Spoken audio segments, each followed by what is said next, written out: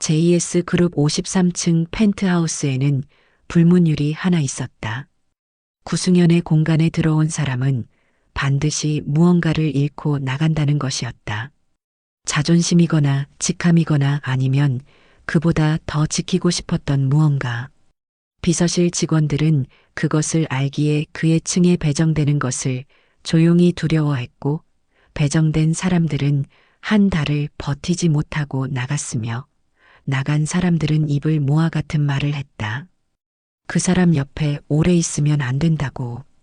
한이안이 처음 53층 엘리베이터 버튼을 누른 날, 그녀는 그 불문율을 알고 있었다. 그래도 눌렀다. 3억 2천만 원. 아버지가 남기고 간 숫자였다. JS 그룹 홍보실장 박재원은 이안을 회의실이 아닌 로비에서 맞이했다. 그것부터가 이상했다. 보통 의뢰인들은 사무실에서 계약서를 펼쳐놓고 기다렸다. 하지만 박재원은 로비 소파에 앉아 이안을 위아래로 훑더니 마치 그녀가 아직 통과 여부가 결정되지 않은 지원자인 것처럼 말했다. 한 작가님, 솔직히 말씀드릴게요. 이번 거는 좀 특수합니다. 이안은 대답 대신 박재원의 넥타이 매듭을 바라보았다. 약간 비틀려 있었다. 아침에 급하게 맨 사람의 것이었다. 구승연 후계자님 자서전 작업인데 문제는 당사자가 협조할 생각이 전혀 없다는 겁니다. 저희가 접근한 작가만 벌써 셋이에요. 다들 사흘을 못 버텼고요. 이유가요? 직접 보시면 알아요. 그 대답이 이안에게는 충분했다. 직접 보면 안다는 말은 말로 설명하기 싫다는 뜻이거나 말로는 설명이 안 된다는 뜻이었다. 이안은 두 경우 모두 어렵지 않았다. 그녀는 지난 7년간 재벌가의 치부를 문장으로 옮기는 일을 해왔고 그 과정에서 말로 설명되지 않는 것들을 충분히 봐왔다. 계약 조건은요? 박재원이 서류를 내밀었다. 이안은 숫자를 확인하는데 정확히 3초가 걸렸다. 서명했다. 엘리베이터가 53층에 도착했을 때 문이 열리자마자 터져나온 것은 음악 소리였다. 아니, 소음이었다. 베이스가 벽을 타고 진동하는 소리, 유리잔이 부딪히는 소리, 그리고 여러 개의 웃음소리가 뒤섞인 것들. 이안은 노트북 가방 끈을 고쳐 쥐고 안으로 들어섰다. 파티였다. 평일 오후 3시에 파티였다. 펜트하우스 거실에는 이안이 이름을 알아볼 수 있는 사람들이 대여섯 명 있었다. 연예계, 스포츠계, 그리고 이름을 밝히기 곤란한 종류의 사람들. 그들 사이 소파 한가운데 비스듬하게 기대어 위스키 잔을 들고 있는 남자가 있었다. 구승연이었다. 사진으로는 수십 번 봤지만 실물은 달랐다. 사진 속 그는 언제나 수트를 입고 카메라를 향해 무표정한 얼굴을 하고 있었다. 하지만 지금 그는 셔츠 단추를 3개쯤 풀어헤친 채 소파에 늘어져 있었고 그 흐트러진 모습이 오히려 더 위험해 보였다. 잘 길들여진 짐승이 아니라 처음부터 길들여진 적 없는 짐승처럼. 이안은 그의 옆 소파에 자리를 잡고 노트북을 열었다. 승연이 그녀를 알아채는 데는 30초가 걸렸다. 넌 누구야?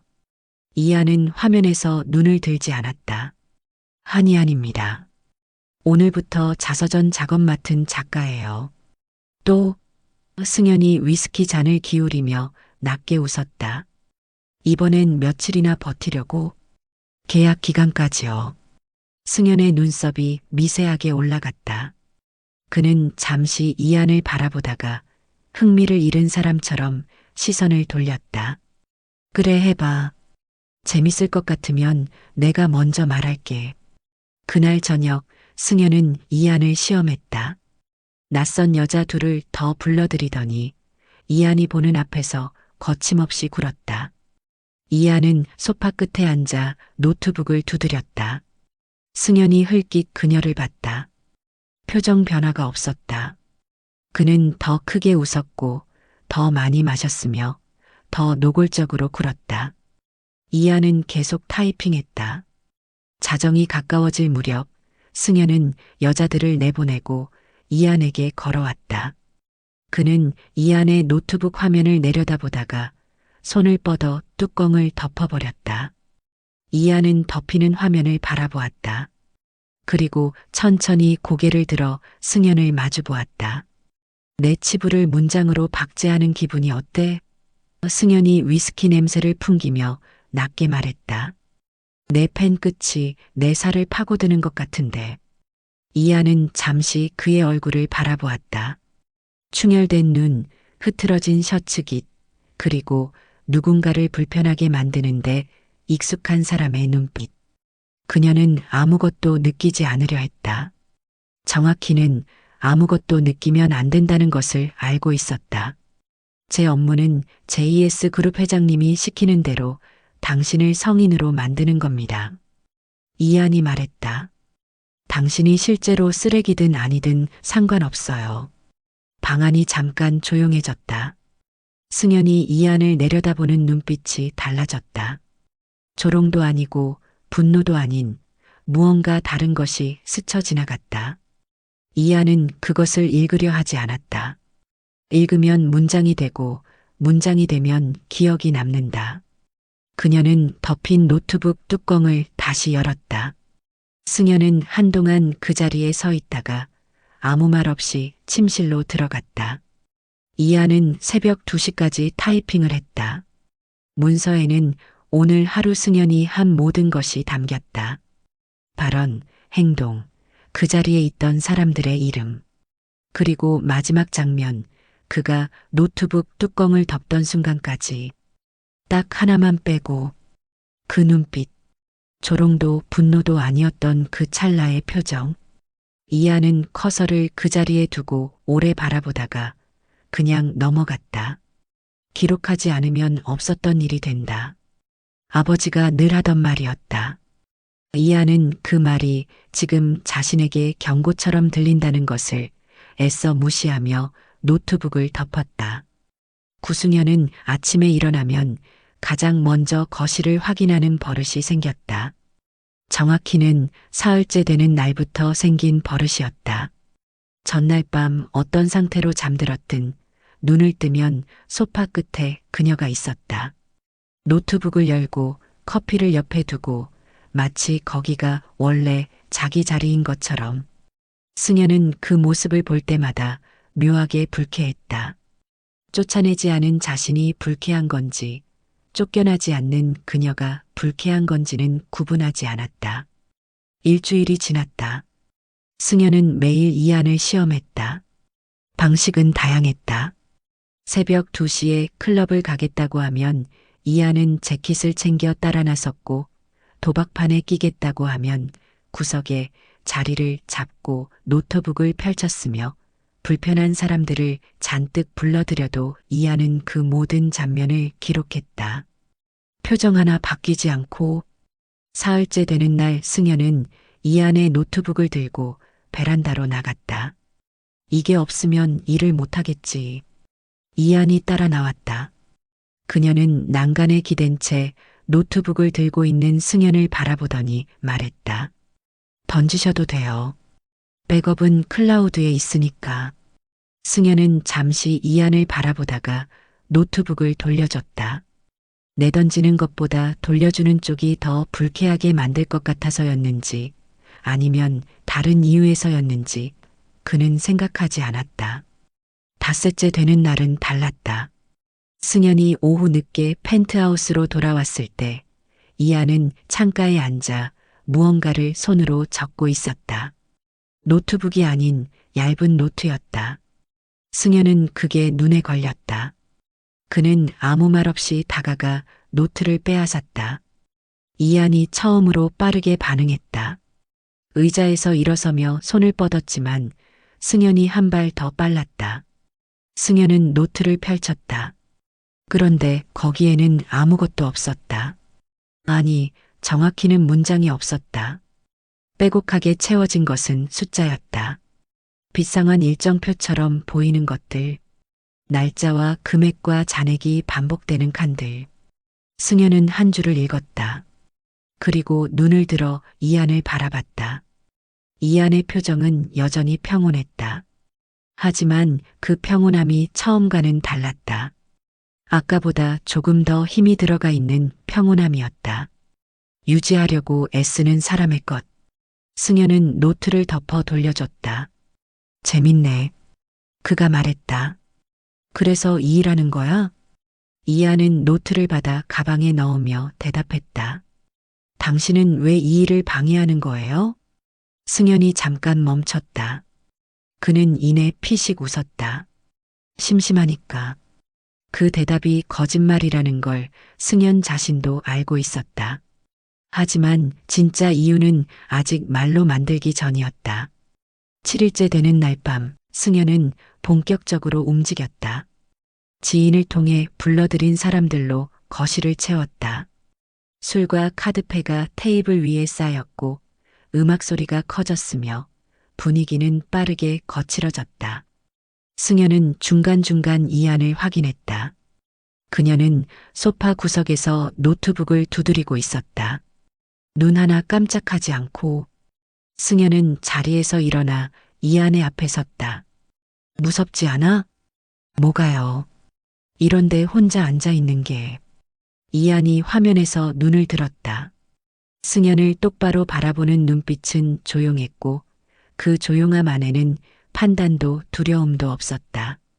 오직 관찰만 있었다. 승현은 그 눈빛이 처음으로 불편했다.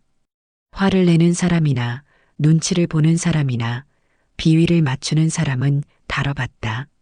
하지만 이런 눈빛은 처음이었다. 무언가를 원하거나 무서워하거나 판단하는 것이 전혀 없는 눈빛. 무섭지 않아요. 이안이 말했다. 당신이 어떤 사람인지는 이미 계약 전에 다 읽었으니까요. 그래서 그냥 기록해요. 새벽 1시가 넘어 사람들이 빠져나갔다.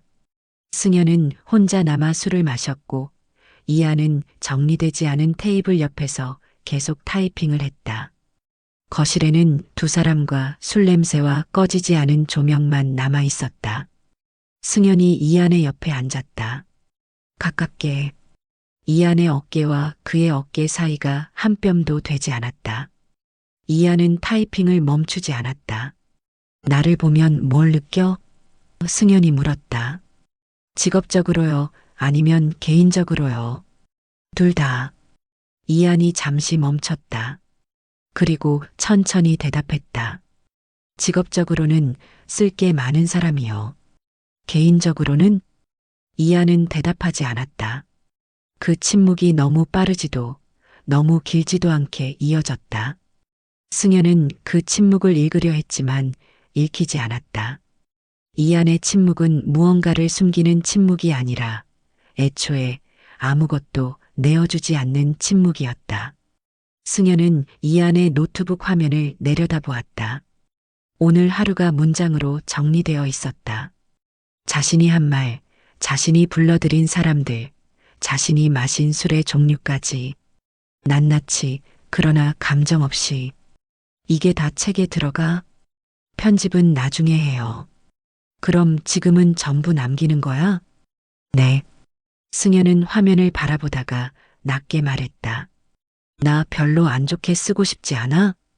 이안이 그를 바라봤다. 그 눈빛이 처음으로 조금 달랐다. 관찰이 아닌 무언가를 재고 있는 눈빛이었다. 승현은 그것을 알아챘다. 알아챈 순간 이상하게 심장이 한 박자 어긋나는 것 같았다. 당신이 좋게 살면 좋겠어요. 이안이 말했다.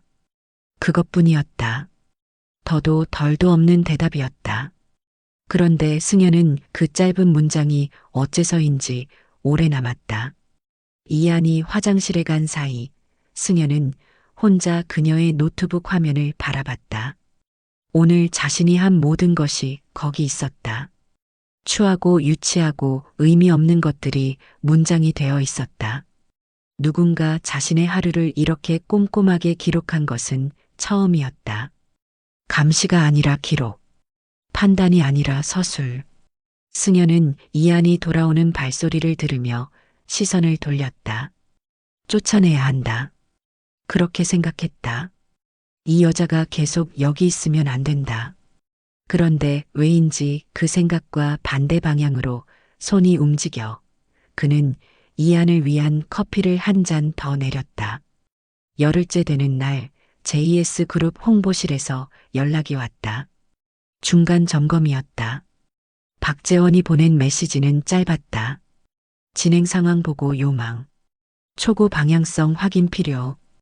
이안은 메시지를 읽고 노트북을 열어 지금까지 정리한 파일을 훑었다. 열흘치 기록이 있었다. 승연의 발언, 행동, 그가 만난 사람들, 그가 마신 술의 양. 자서전의 재료로 쓰기에 충분한 분량이었지만 정작 쓸 수 있는 것은 거의 없었다. 구승연을 성인으로 만들 재료가 없었다. 이안은 파일을 닫고 창밖을 바라보았다. 서울 야경이 53층 아래에서 반짝이고 있었고 그 불빛들은 아름다웠으며 이안은 그것을 아름답다고 느끼는 자신을 잠시 낯설게 바라봤다가 다시 화면으로 눈을 돌렸다. 그날 오후 승연에게 전화가 왔다. 이안은 맞은편 소파에 앉아 있었기 때문에 통화 내용을 들을 수 있었다. 아니, 정확히는 듣지 않으려 했지만 들렸다. 상대는 JS 그룹 법무팀이었다. 목소리가 낮아지는 방향으로 봐서 좋은 내용이 아니었다. 통화가 끝나자 승연은 휴대폰을 테이블 위에 내려놓았다.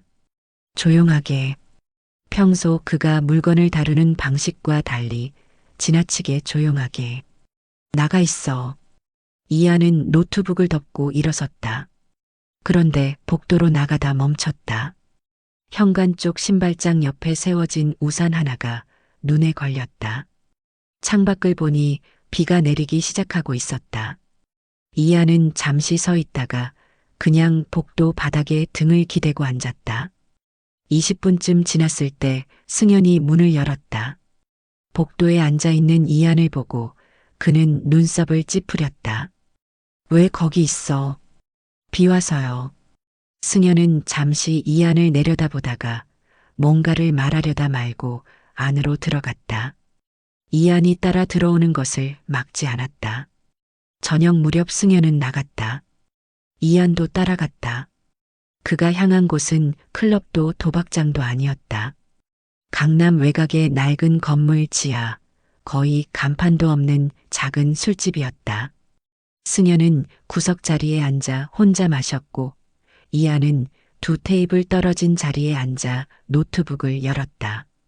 1시간쯤 지났을 때 술집 문이 열리고 남자 셋이 들어왔다.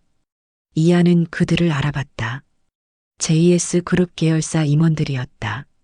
그들이 승연을 보자마자 자리로 다가가는 방식이 반갑다는 것인지 몰아붙이겠다는 것인지 처음엔 구분이 안 됐다.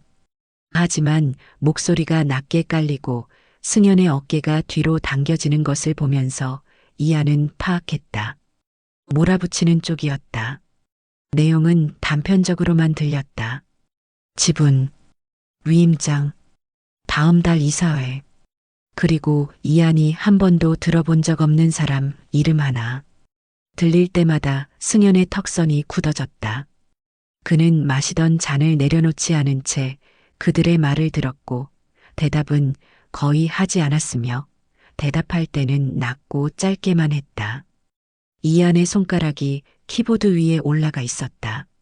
그런데 움직이지 않았다. 남자들이 나간 뒤 승연은 한동안 앉아 있었다. 잔을 들지도 않고 휴대폰을 보지도 않고 이안은 그 옆모습을 바라봤다. 조명이 좋지 않은 술집에서 그의 얼굴은 반쯤 어둠에 잠겨 있었고 그 그늘 속에서 승연은 평소와 다른 사람처럼 보였다. 오만하지 않고 방탕하지 않고 그냥 지쳐있는 사람. 이안은 시선을 화면으로 내렸다. 빈 문서가 커서만 깜빡이며 기다리고 있었다. 펜트하우스로 돌아온 건 자정이 넘어서였다. 승연은 소파에 앉아 아무것도 하지 않았다. 술을 더 마시지도 누군가를 부르지도 않았다. 그냥 앉아서 창밖을 바라봤다. 이하는 식탁 쪽에 자리를 잡고 노트북을 열었다. 오늘 술집에서 있었던 일을 정리하기 시작했다. 임원들이 왔다. 대화 내용은 부분적으로만 청취 가능. 지분 관련 압박으로 추정. 구승현은 대응하지 않았다. 거기까지 쓰고 이하는 멈췄다. 커서가 빈칸에서 깜빡였다. 이하는 그 칸을 바라봤다. 그리고 손가락이 움직였다. 그는 지쳐 보였다. 5글자였다. 이하는 그 문장을 쓰고 나서 화면을 바라봤다. 객관적이어야 할 기록에 서술자의 판단이 들어가 있었다. 이것은 자서전 초고에 넣을 수 없는 문장이었다. 넣어서도 안 되는 문장이었다. 이하는 그 문장을 지우지 않았다. 대신 그 아래 한 줄을 더 썼다. 오늘치 기록 끝. 그리고 파일을 저장했다. 승현이 그쪽을 바라봤다. 이한이 뭔가를 쓰다 멈추고 오래 화면을 바라보다가 저장하는 것을 봤다. 평소와 다른 속도였다. 못 써? 오늘 기록이요. 다 써? 이한이 잠시 있다가 대답했다. 거의요.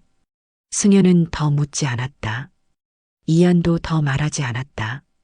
빗소리가 창을 두드리는 소리만 거실에 조용히 깔렸고 두 사람은 각자의 자리에서 각자의 방향을 바라봤으며 그 사이 공기에는 이름 붙이기 애매한 무언가가 아주 얇게 흘렀다. 이하는 그것을 느꼈다. 느끼면 안 된다는 것도 알았다. 3억 2천.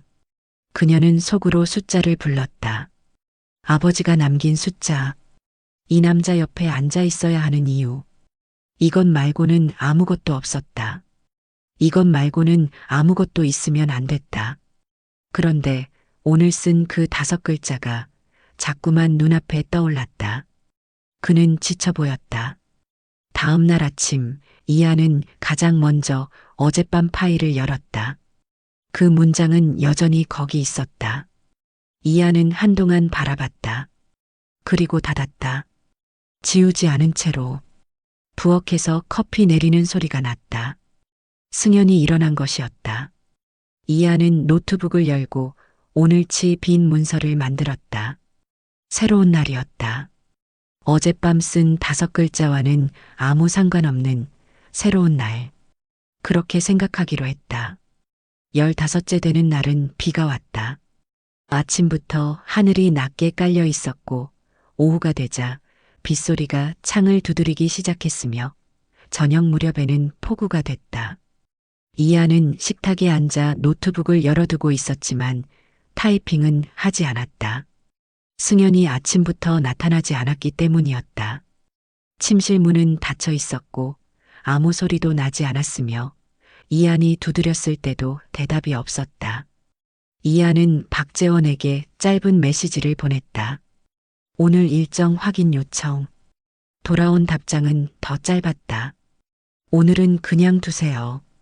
이한은 메시지를 읽고 달력을 확인했다. 날짜를 보는 순간 그녀는 조용히 휴대폰을 내려놓았다. 오늘이 그날이었다. 구승현의 어머니가 죽은 날짜는 이한이 계약 전 자료 조사를 하면서 알게 된 것이었다. 7년 전 교통사고였다. 당시 기사는 많지 않았고 JS그룹은 조용히 덮었으며 승현은 그 이후로 가심란에 더 자주 등장하기 시작했다는 것도 이하는 알고 있었다. 알고 있었지만 오늘 이 공간에서 그 날짜를 다시 마주하니 다른 무게였다. 이하는 오전 내내 자리를 지켰다. 점심때 편의점에서 사온 것들을 식탁에 올려뒀지만 손대지 않았고 오후에는 지난 며칠치 초고를 다듬는 척 화면을 바라봤으며 창밖 빗소리가 점점 거세지는 것을 들으면서 이상하게 타이핑이 손에 잡히지 않았다. 저녁 6시가 넘었을 때 침실 문이 열렸다.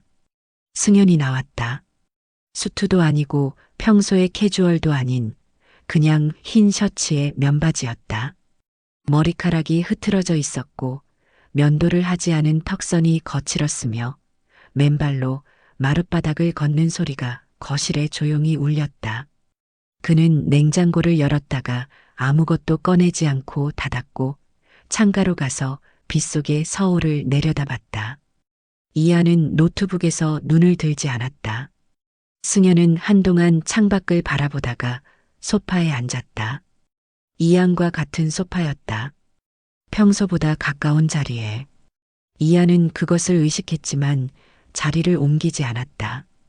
오늘 아무것도 안 적어도 돼. 승현이 먼저 말했다. 이하는 그 말을 듣고 잠시 있다가 노트북을 덮었다.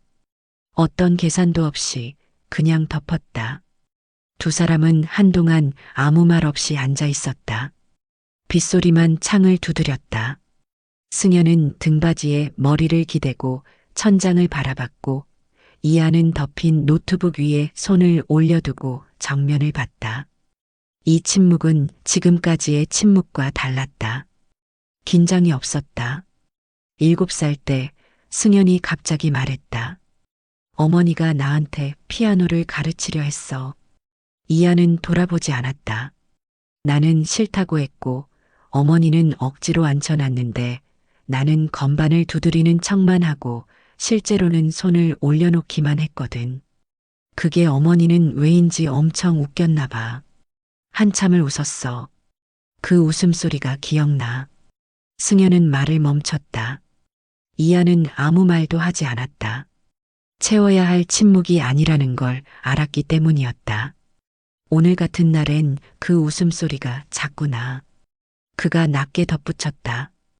다른 건 다 흐릿한데 그것만 선명해서. 이하는 창밖을 바라봤다. 빗줄기가 유리를 타고 흘러내리고 있었다. 그녀는 아버지 생각이 났다. 아버지도 웃음소리가 컸던 사람이었다.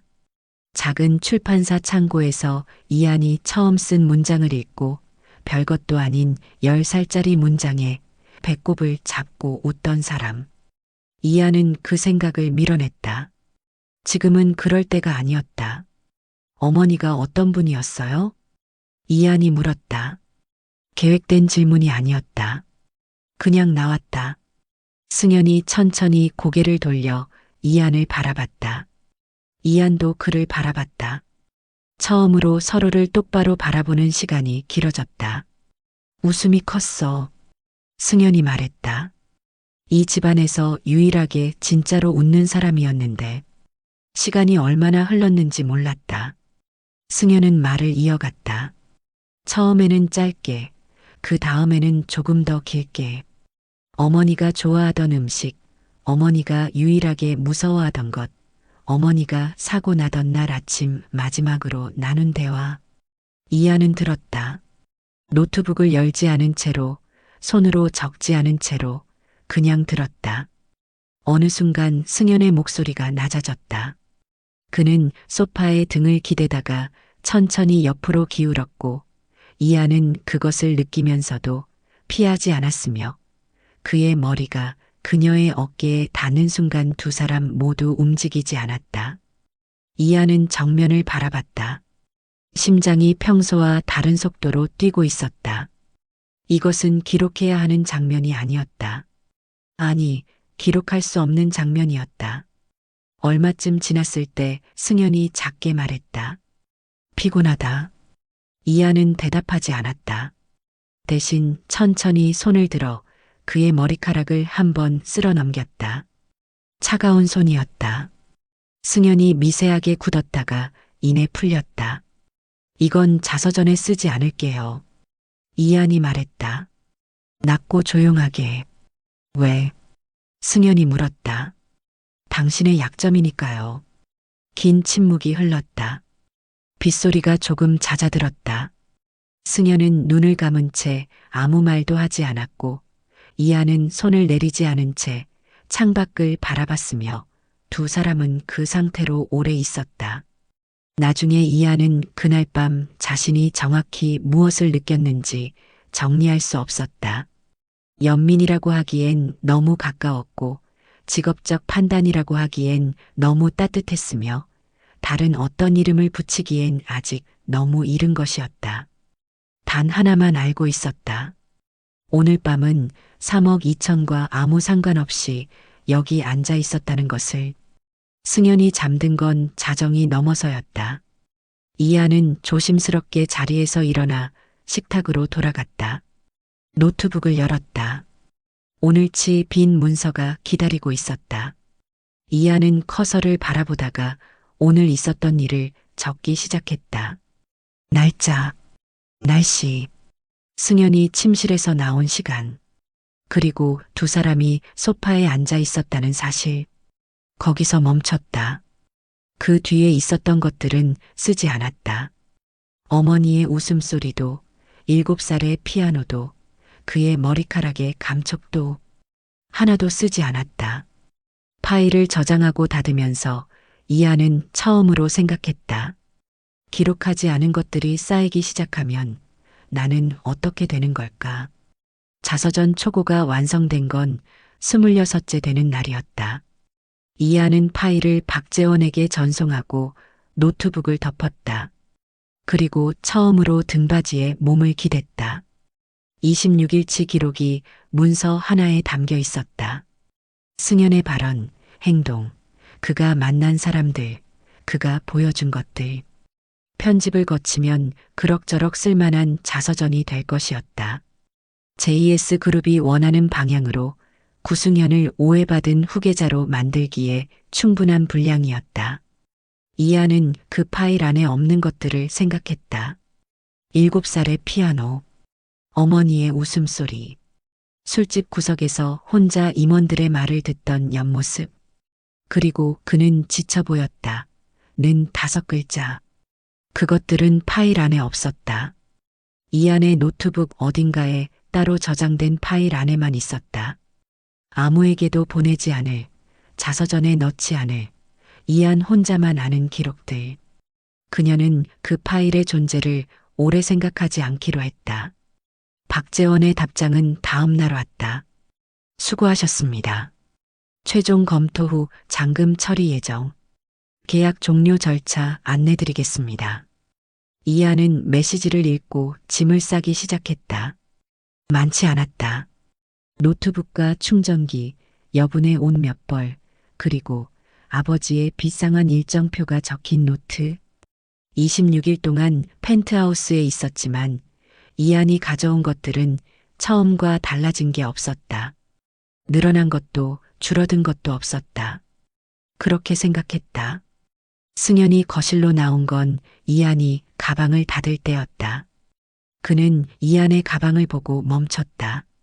어디가? 계약 종료됐어요. 초고 전송했고 잔금 처리되면 끝이에요. 승연은 아무 말도 하지 않았다. 이하는 가방을 어깨에 메고 그를 바라봤다. 승연의 표정이 평소와 달랐다. 조롱도 없고 무관심도 없고 무언가를 계산하는 사람의 얼굴이었다. JS 그룹과는 여기까지예요. 이한이 말했다. 수고하셨습니다. 그 말이 너무 사무적으로 들린다는 걸 이한도 알았다. 알면서 그렇게 말했다. 26일 동안 쌓인 것들에 이름을 붙이지 않기 위해서는 이 순간을 사무적으로 끝내야 했다. 이한이 현관으로 향했다. 한이한. 처음이었다. 승연이 그녀의 이름을 부른 것이. 이한은 멈췄지만 돌아보지 않았다. 다음 작업 어디야? 다른 의뢰예요. 관계없는 곳이요. 어디냐고. 이한은 그때 돌아봤다. 승연은 제자리에 서서 이한을 바라보고 있었다. 그 눈빛이 이한은 불편했다. 26일 동안 수십 번 봤던 조롱도 시험하는 눈빛도 아니었다. 처음 보는 눈빛이었다. 무언가를 놓치지 않으려는 사람의 눈빛. 말씀드릴 이유가 없어요. 이한은 돌아서서 나갔다. 엘리베이터 문이 닫히는 순간 그녀는 처음으로 숨을 깊게 내쉬었다. 53층에서 내려가는 동안 이하는 정면을 봤다. 엘리베이터 거울에 자신의 얼굴이 비쳤다. 표정은 평온했다. 늘 그렇듯이. 그런데 손이 미세하게 떨리고 있었다. 이하는 그것을 보고 가방 끈을 더 세게 쥐었다. 사흘 뒤였다. 이한이 다음 의뢰인과 첫 미팅을 잡은 날 상대방에게서 연락이 왔다. 미팅을 취소하겠다는 내용이었다. 이유는 없었다. 이한은 다른 의뢰처에 연락했다. 거기서도 비슷한 답장이 왔다. 사정이 생겼습니다. 그 다음 날도 마찬가지였다. 이한은 닷새째 되는 날 에이전시 대표에게 전화를 걸었다. 무슨 일이에요? 수화기 너머 대표의 목소리는 조심스러웠다. 한 작가님, 저도 잘 모르겠어요. 위에서 뭔가 압박이 있는 것 같은데 JS 그룹 쪽에서 움직인다는 얘기가 있어요. 이하는 전화를 끊고 창밖을 바라봤다.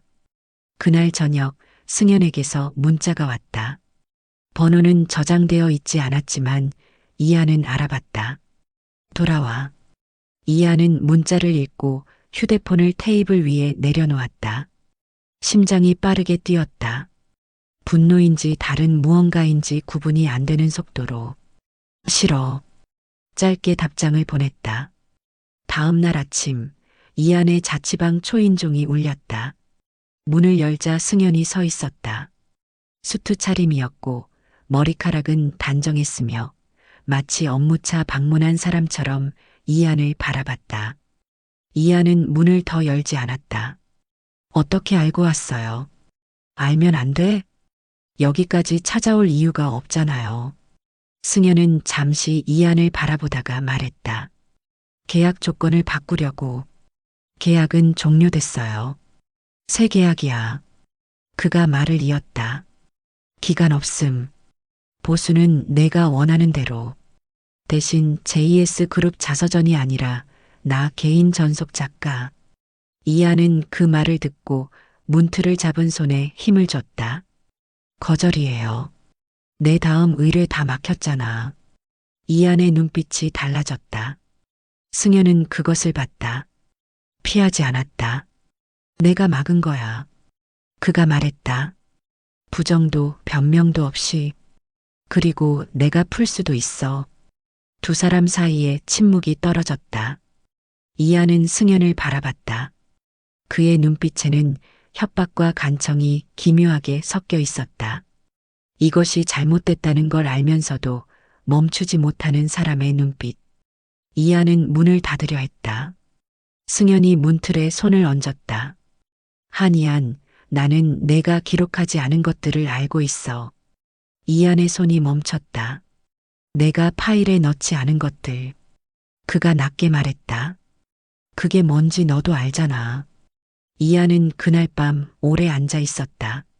승연은 돌아갔다. 문을 닫아버렸으니까. 하지만 그가 남긴 말은 돌아가지 않았다. 이하는 노트북을 열고 그 파일을 찾았다. 아무에게도 보내지 않은 기록들. 그는 지쳐 보였다. 7살의 피아노. 기록되지 않은 밤. 이하는 파일을 열어두고 오래 바라봤다. 3억 2천. 숫자를 불렀다. 그런데 오늘은 그 숫자가 전처럼 단단하게 느껴지지 않았다. 흔들렸다. 승연이 건드린 것이 돈이 필요한 사정이 아니라 이한이 가장 단단하게 지키려 했던 다른 무언가라는 것을 그녀는 알고 있었다. 노트북을 닫으면서 이한은 생각했다. 내일 어떻게 할지는 내일 결정하자. 그런데 이미 알고 있었다. 내일의 자신이 어떤 선택을 할지를. 이하는 다음 날 아침 승연에게 전화를 걸었다. 3번 울리고 받았다. 이하는 먼저 말했다. 조건이 있어요. 승연은 대답하지 않았다. 듣고 있다는 뜻이었다. 내가 쓰지 않기로 한 것들은 영원히 안 써요. 계약서에 넣든 뭐라든 그건 바뀌지 않아요. 그리고 내가 나가겠다고 하면 막지 않는다. 이 2가지면 돌아갈게요. 수화기 넘어 잠깐의 침묵이 있었다. 알았어. 너무 빠른 대답이었다. 이하는 그것이 마음에 걸렸지만 전화를 끊었다. 마음에 걸리는 것들을 전부 붙잡고 있으면 아무것도 할 수 없다는 걸 그녀는 오래전에 배웠다. 펜트하우스로 돌아온 첫날 달라진 것이 하나 있었다. 승연이 이안에게 방을 줬다. 펜트하우스 안쪽 작은 방이었다. 원래는 서재로 쓰던 공간인 것 같았다. 책장이 있었고 창이 있었으며 책상이 있었다. 이안은 짐을 풀면서 그 방을 둘러봤다. 책장에는 읽다 만 책들이 꽂혀 있었고 책상 위에는 먼지가 앉아 있었으며 창밖으로는 서울 북쪽이 내려다 보였다. 이안의 아버지가 운영하던 출판사가 있던 방향이었다. 이안은 그 생각을 창문을 닫으면서 같이 닫았다. 새로운 계약의 내용은 단순했다. 승연의 일상을 기록한다. 어디든 따라간다. 무엇을 쓸지는 이안이 결정한다. 출판 여부도 이안이 결정한다. 승연은 그 모든 조건에 서명했다. 이안은 그것이 이상하다고 생각했다. 자신에게 이렇게 유리한 계약을 승연이 받아들인다는 것이 그 이유를 묻지 않은 채 한 달이 흘렀다. 한 달 동안 이안은 승연을 더 가까이서 봤다. 파티도 있었고 도박도 있었으며 이사회 전날 밤 혼자 술을 마시는 것도 있었다. 승연은 예전처럼 이안을 시험하지 않았다. 대신 가끔 그녀 옆에 와서 앉았고 가끔 그녀가 뭘 적는지 기웃거렸으며 가끔 아무 이유 없이 커피를 2잔 내렸다. 이안은 그것들을 기록했다. 그리고 기록하지 않는 것들도 여전히 쌓였다. 그러던 어느 날 저녁이었다. 승연이 늦게 들어왔다. 이안은 방에서 초고를 다듬고 있다가 현관 소리를 들었다. 평소보다 늦은 시간이었고 발소리가 달랐다. 이안은 방문을 열었다. 승연이 소파에 코트도 벗지 않은 채 앉아 있었다. 얼굴에 작은 상처가 있었다. 눈두덩이 아래 누군가의 주먹이 닿았던 자리처럼 보이는 붉은 자국. 이안은 부엌으로 가서 차가운 물을 적신 수건을 가져왔다. 승연 앞에 앉아 수건을 내밀었다. 승연은 받지 않았다. 이안은 그냥 그의 눈두덩이에 수건을 갖다 댔다. 승연이 미세하게 굳었다. 이안은 손을 떼지 않았다. 누가 때렸어요? 관계없어. 맞아요, 관계없어요. 그냥 물어본 거예요. 승연은 이안의 손목을 잡았다. 수건을 치우려는 것인지 잡아두려는 것인지 모를 힘이었다. 이안은 손을 빼지 않았다. 잠깐의 침묵 뒤에 승연이 말했다. JS 그룹 반개 쪽이야. 이사회 전에 정리해야 할 게 있어서. 이사회가 언제예요? 다음 달. 이안은 수건을 천천히 뗐다. 붉은 기운이 조금 가라앉아 있었다. 승연은 여전히 이안의 손목을 잡고 있었고 이안은 그것을 의식하면서도 먼저 손을 빼지 않았다. 아파요? 안 아파. 거짓말이에요. 승연이 낮게 웃었다. 처음으로 듣는 웃음이었다. 조롱이 섞이지 않은 그냥 피곤한 사람의 웃음. 그날 밤 늦게 이안이 방으로 돌아가려다 멈춘 건 서재 책장 때문이었다. 낮에 미처 보지 못한 책 한 권이 눈에 걸렸다. 꽂혀 있는 것들 중 유독 낡은 책이었다. 이안은 꺼내 들었다.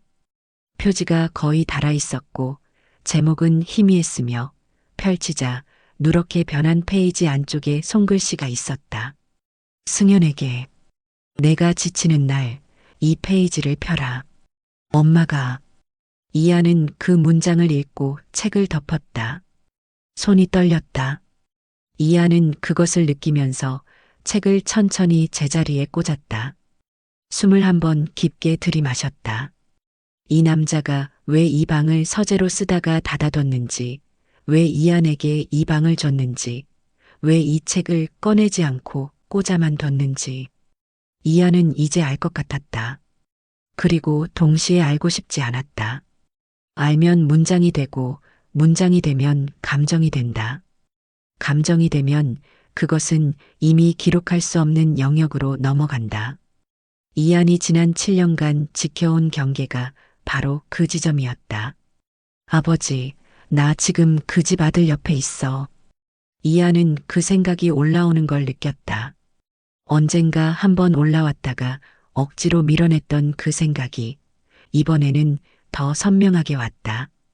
JS 그룹, 승연의 가문, 작은 출판사를 무너뜨린 곳, 아버지를 병들게 한 곳, 그리고 지금 이한이 매달 받는 보수가 나오는 곳. 이한은 책장 앞에 한동안 서 있었다. 그러다 방문이 열리는 소리가 났다. 승연이었다. 그는 이한이 책장 앞에 서 있는 것을 보고 시선이 한 곳으로 향했다. 이한이 손을 뗀 책이 꽂힌 자리. 두 사람의 눈이 마주쳤다. 승연의 얼굴에서 처음 보는 표정이 지나갔다. 당황도 아니고 분노도 아닌 들켰다는 것과 들켜도 괜찮다는 것이 동시에 담긴 표정이었다. 이한이 먼저 시선을 돌렸다. 죄송해요. 몰랐어요. 괜찮아. 승연의 목소리는 평소보다 낮았다. 그는 방으로 들어와 책장 앞에 이한과 나란히 섰다. 가까운 거리였다. 어깨가 닿을 듯 말 듯한. 읽었어?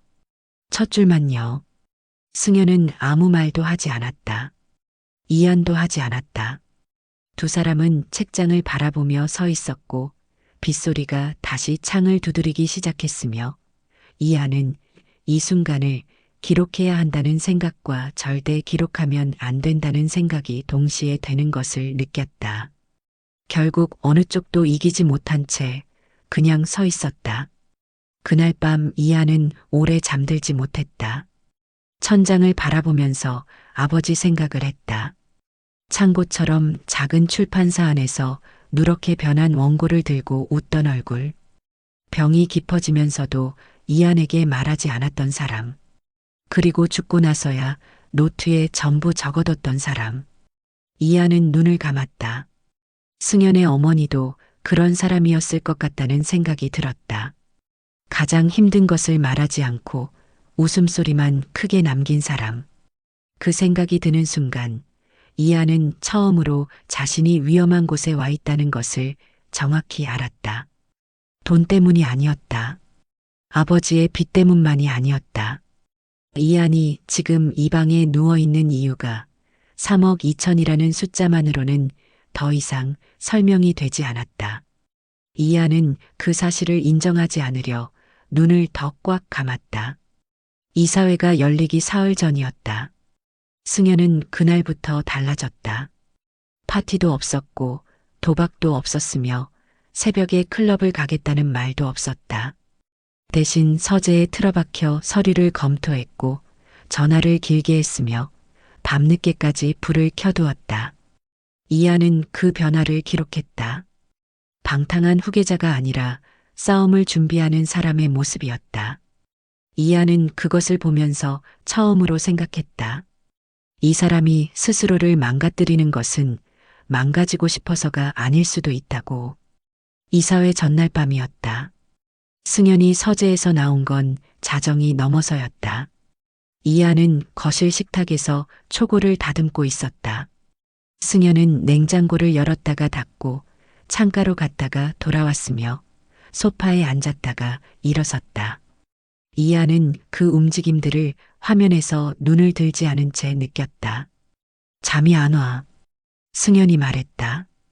이한을 향한 것인지 혼잣말인지 모를 온도였다. 내일 어떻게 될 것 같아요? 이한이 물었다. 승연은 이한 옆에 앉으며 낮게 말했다. 모르겠어. 이길 수도 있고 질 수도 있어. 근데 지면 끝이야. 끝이라는 게요? JS 그룹에서 내가 설 자리가 없어진다는 거지. 이하는 노트북에서 눈을 들었다. 승연은 창밖을 바라보고 있었다. 옆모습이 피곤했다. 이사회를 앞둔 후계자의 얼굴이 아니라 오래 싸워온 사람의 얼굴이었다. 두려워요? 승연이 잠깐 멈췄다. 두렵다는 말은 안 해봤는데. 그가 천천히 말했다. 근데 오늘은 좀 그런 것 같기도 해. 이하는 그 말을 들으면서 손가락이 키보드 위에서 멈추는 것을 느꼈다. 이것은 기록해야 하는 장면이었다.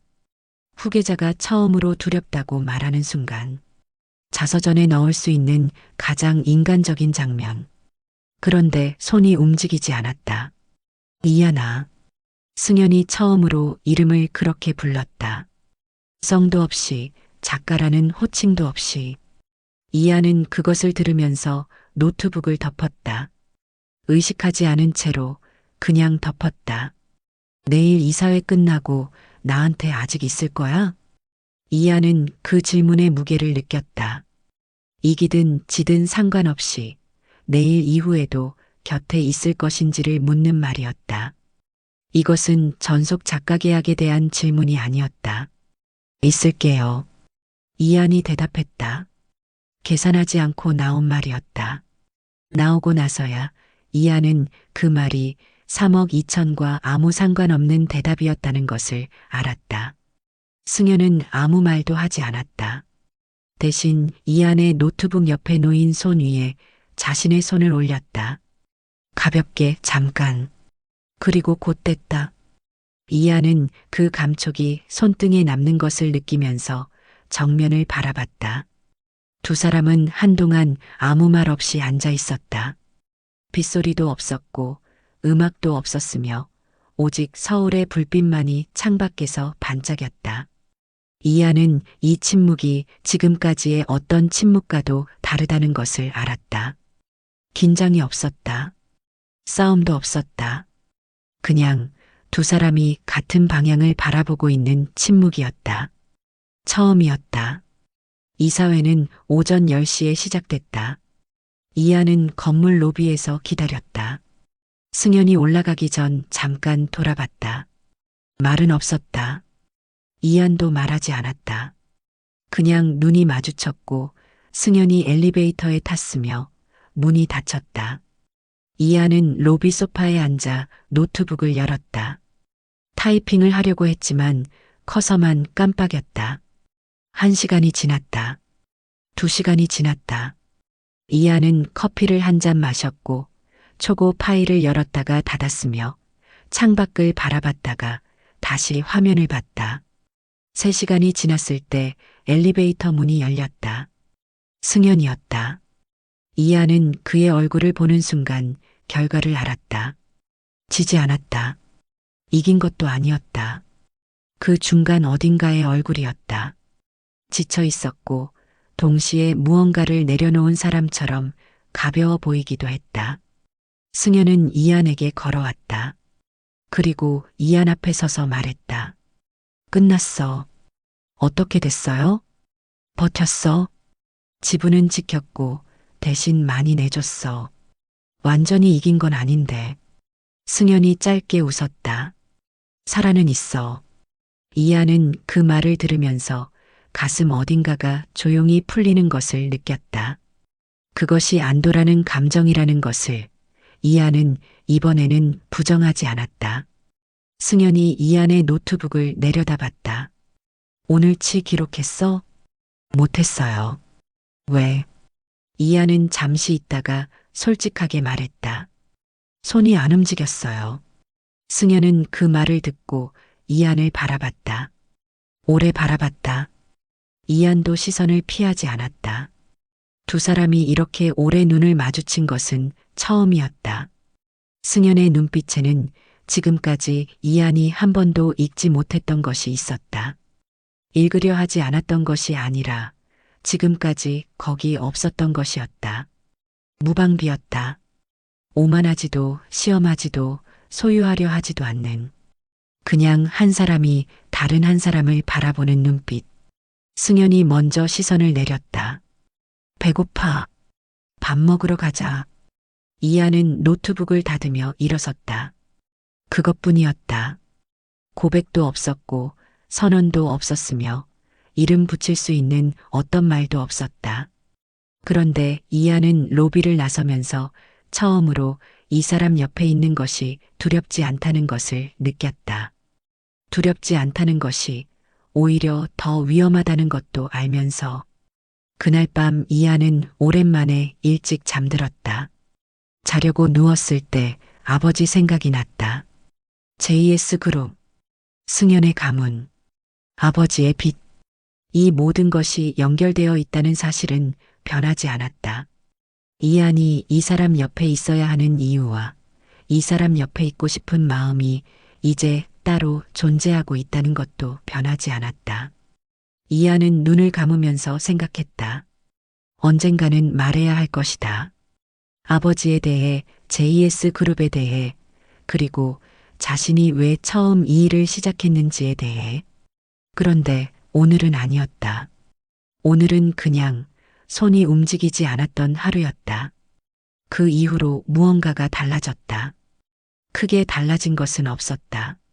승연은 여전히 늦게 들어왔고 이하는 여전히 식탁에서 타이핑을 했으며 두 사람은 여전히 많은 말을 하지 않았다. 그런데 공기가 달랐다. 승연이 들어올 때 이한이 고개를 드는 속도가 달랐고 이한이 커피를 내릴 때 승연의 잔을 같이 챙기는 것이 자연스러워졌으며 침묵이 더 이상 긴장으로 채워지지 않았다. 이한은 그 변화를 기록하지 않았다. 기록하면 실체가 생기기 때문이었다. 어느 날 오후 박재원에게서 연락이 왔다. 자서전 초고 검토가 끝났다는 내용이었다. 그리고 한 줄이 더 있었다. 추가 요청 사항 있습니다. 직접 뵙고 말씀드려도 될까요? 이하는 메시지를 읽고 승연에게 말하지 않은 채 박재원을 만났다. JS그룹 건물 근처 카페였다. 박재원은 이한이 자리에 앉자마자 서류를 꺼냈다. 이한은 그것을 보는 순간 무언가 잘못됐다는 것을 느꼈다. 한 작가님, 솔직히 말씀드릴게요. 박재원의 목소리는 낮았다. 처음부터 자서전이 목적이 아니었어요. 이하는 커피잔을 내려놓았다. 구승연 후계자님 주변 인물들 동향 파악이 필요했습니다. 가까이 있으면서 자연스럽게 정보를 수집해 주시길 원했던 거고 작가라는 명목이 가장 자연스러운 접근 방식이었어요. 이하는 아무 말도 하지 않았다. 지금까지 작성하신 기록들, 저희가 필요한 부분이 있어서요. 파일 전체를 공유해 주시면 됩니다. 물론 추가 보수는 충분히 드리겠습니다. 박재원이 서류를 이한 앞으로 밀었다. 이한은 그것을 내려다봤다. 금액이 적혀 있었다. 3억이 넘는 숫자였다. 이한은 서류를 밀어냈다. 파일은 드릴 수 없어요. 한 작가님, 처음 계약 내용에 없던 거예요. 그리고 저는 JS그룹이 아니라 구승연 개인과 계약한 상태예요. 박재원의 표정이 굳었다. 작가님이 그 계약을 어떻게 맺게 됐는지는 저희가 다 알고 있습니다. 구승연 후계자님이 작가님 의뢰를 맡고 압박해서 맺은 계약이잖아요. 그게 정상적인 계약이라고 생각하세요? 이하는 잠시 있었다. 틀린 말이 아니었다. 승연이 그녀의 일을 맡고 선택지를 없앤 뒤 맺은 계약이었다. 이한이 스스로 원해서 돌아간 것이 아니었다. 처음에는 이한은 서류를 다시 박재원 쪽으로 밀었다. 그래도 드릴 수 없어요. 카페를 나오면서 이한의 손이 떨렸다. 분노인지 다른 무언가인지 알 수 없는 떨림이었다. 이한은 걸으면서 생각했다. JS그룹이 처음부터 자신을 이용하려 했다는 것. 승연의 정보를 빼내기 위해 자신을 심어뒀다는 것. 그리고 그것을 승연은 알고 있었을까, 몰랐을까? 펜트하우스로 돌아온 이하는 승연을 기다렸다. 승연이 들어온 건 저녁이었다. 이하는 식탁에 앉아 있었다. 노트북은 열려 있었지만 화면은 꺼져 있었다. JS그룹 홍보실에서 나한테 접근했어요. 승연이 재킷을 벗다가 멈췄다. 파일 전체를 넘기라고 했어요. 처음부터 자서전이 목적이 아니었다고. 승연은 아무 말도 하지 않았다. 이하는 그 침묵을 읽었다. 부정하지 않는 침묵이었다. 알고 있었어요? 승연이 천천히 재킷을 소파에 내려놓으며 말했다. 처음 계약은 그쪽에서 제안한 거야. 나는 반대했어. 그런데 진행됐잖아요. 내가 막을 수 있는 위치가 아니었어. 그때는 이하는 승연을 바라봤다. 그의 눈빛은 피하지 않았다. 변명하지 않으면서도 설명하려는 눈빛이었다. 근데 지금은요? 승연이 이한에게 걸어왔다. 식탁 앞에 서서 이한을 내려다보며 말했다. 지금은 달라. 이한은 그날 밤 오래 앉아 있었다. 승연은 방으로 들어갔고 이한은 혼자 식탁에 남았다. 노트북을 열었다. 지금까지 쌓인 파일들을 하나씩 열어봤다. 승연의 기록들, 기록된 것들과 기록되지 않은 것들. 이하는 파일을 전부 선택했다. 그리고 삭제했다. 초고도, 날짜별 기록도, 그 안에 담긴 모든 것도 JS 그룹에 이미 보낸 초고 파일을 제외하고 이한의 노트북 안에 있는 모든 것을 지웠다. 클라우드 백업도 삭제했다. 손가락이 떨렸지만 멈추지 않았다. 마지막으로 남은 파일이 하나 있었다. 아무에게도 보내지 않은 것들이 담긴 파일. 그는 지쳐 보였다. 7살의 피아노. 기록되지 않은 밤. 이사회 전날 밤 손등에 닿았던 감촉. 이하는 그 파일을 열었다. 오래 바라봤다. 그리고 닫았다. 삭제하지 않은 채로. 이것만큼은 지울 수 없었다. JS 그룹을 위한 기록이 아니었으니까. 누구를 위해 쓴 것도 아니었으니까. 이한이 처음으로 자신을 위해 남긴 문장들이었으니까. 방문이 열리는 소리가 났다. 승연이었다. 그는 이한이 화면을 바라보고 있는 것을 봤다. 그리고 텅 빈 폴더를 봤다. 지웠어? 이한이 노트북을 덮으며 고개를 들었다. 네. 승연은 잠시 이한을 바라보다가 그녀 옆에 앉았다. 이한의 손 위에 자신의 손을 올렸다. 이번에는 가볍게가 아니었다. 확실하게. 미안해. 낮고 짧은 말이었다. 이한은 그 말이 무엇에 대한 사과인지 알았다. 처음 계약, 의뢰를 막은 것, 선택지를 없앤 것, 그리고 JS 그룹이 이한을 이용하려 했다는 것을 알면서도 막지 못한 것. 이한은 승연의 손을 빼지 않았다. 나도 처음엔 돈 때문이었어요. 승연이 이한을 바라봤다. 아버지가 빚을 남겼어요. 그게 이 일을 시작한 이유였고 당신 옆에 있었던 이유였어요. 처음에는. 이한이 말을 이었다. 낮고 천천히.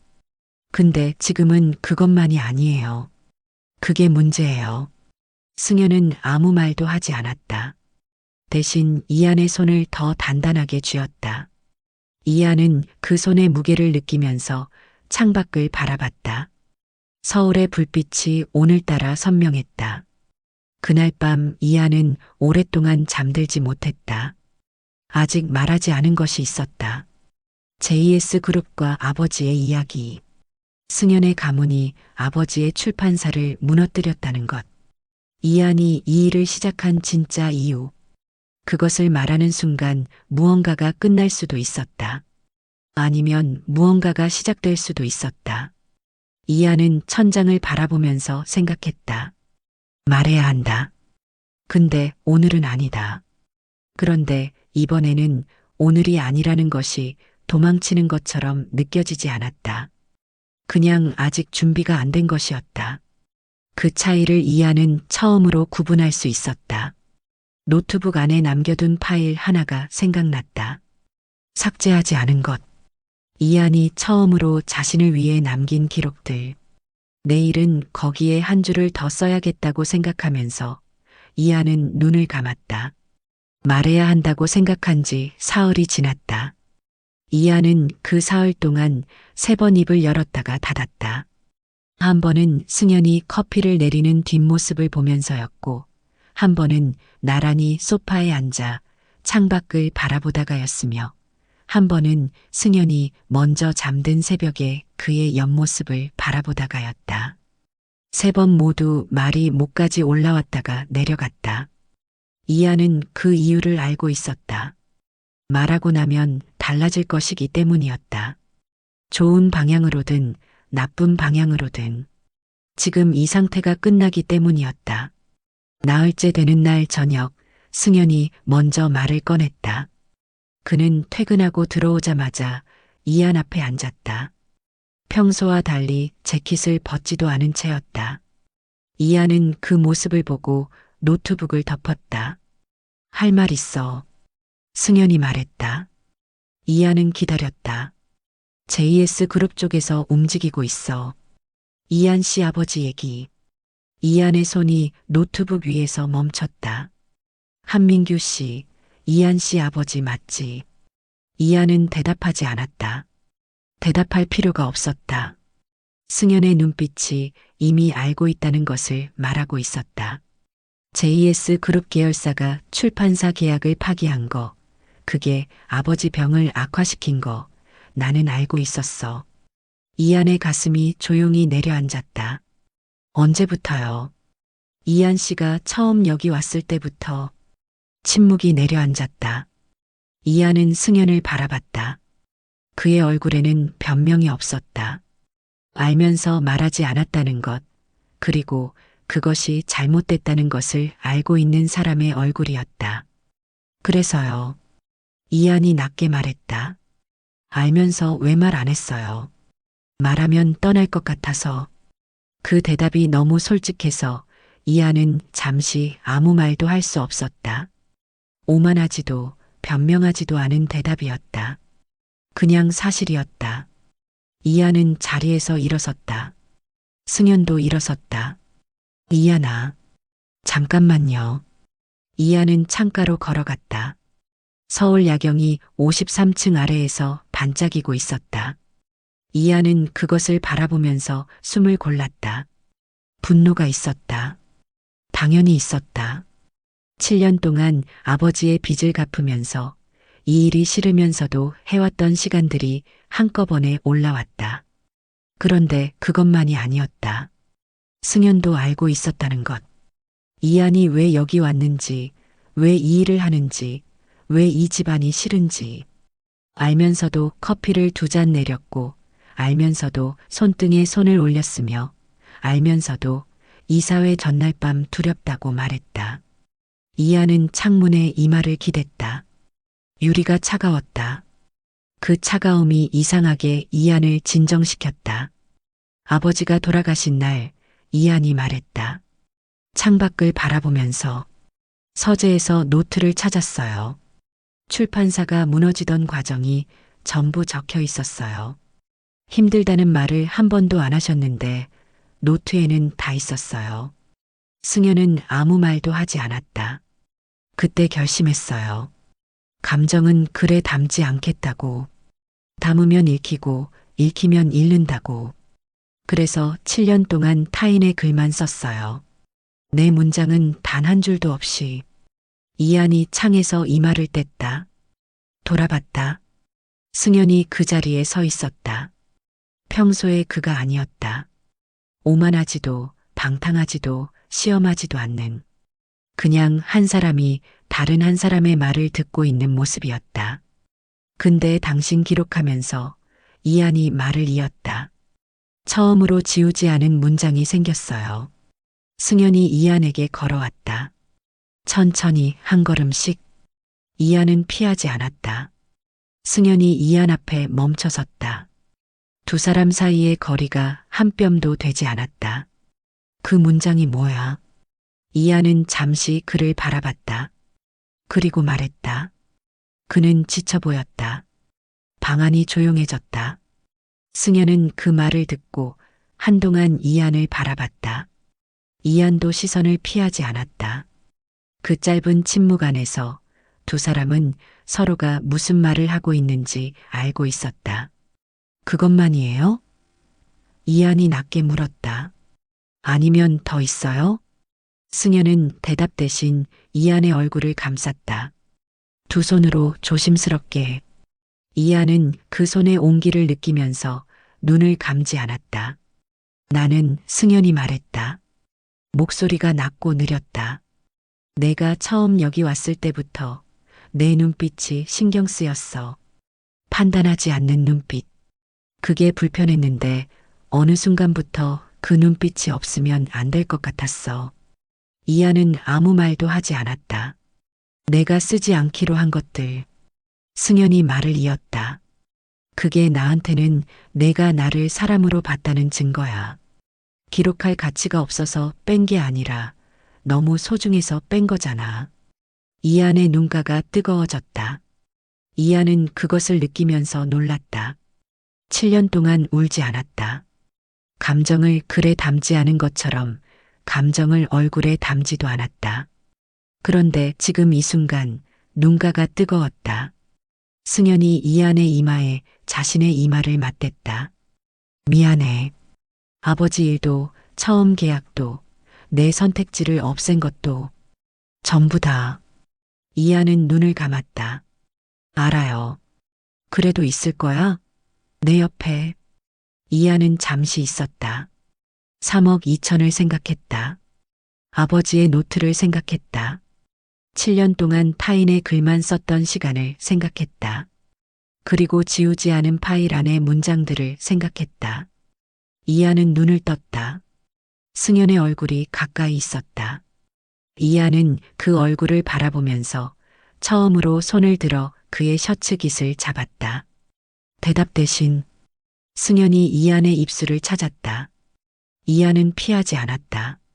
두 사람의 입술이 닿는 순간 이하는 생각했다. 오늘 밤은 기록하지 않을 것이다. 기록하지 않아도 잊히지 않을 것이기 때문에. 새벽이었다. 이하는 눈을 떴다. 승연이 옆에 있었다. 깊게 잠들어 있었고 숨소리가 규칙적이었으며 흐트러진 머리카락이 이마 위로 내려와 있었다. 이하는 조용히 일어나 서재로 갔다. 노트북을 열었다. 지우지 않은 파일을 찾았다. 그리고 마지막 줄 아래에 한 문장을 더 썼다. 오늘 밤 나는 처음으로 내 이야기를 썼다. 파일을 저장하고 닫았다. 창밖에서 서울이 천천히 밝아오고 있었다. 이하는 그것을 바라보면서 아버지 생각을 했다. 감정을 담으면 읽히고 읽히면 잃는다고 생각했던 사람. 그런데 아버지의 노트는 읽혔다. 그리고 이하는 그것을 잃지 않았다. 오히려 그것 때문에 7년을 버텼다. 이하는 처음으로 그것을 이해했다. 감정을 담은 문장은 잃게 만드는 것이 아니었다. 남게 만드는 것이었다.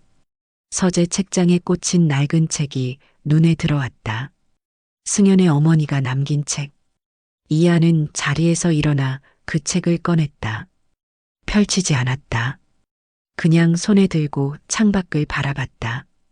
두 사람 모두 떠난 사람이 남긴 문장을 안고 살아온 사람들이었다. 이하는 책을 제자리에 꽂았다. 그리고 서재를 나와 다시 승연의 옆에 누웠다. 오늘부터는 자신의 문장도 쓸 수 있을 것 같았다.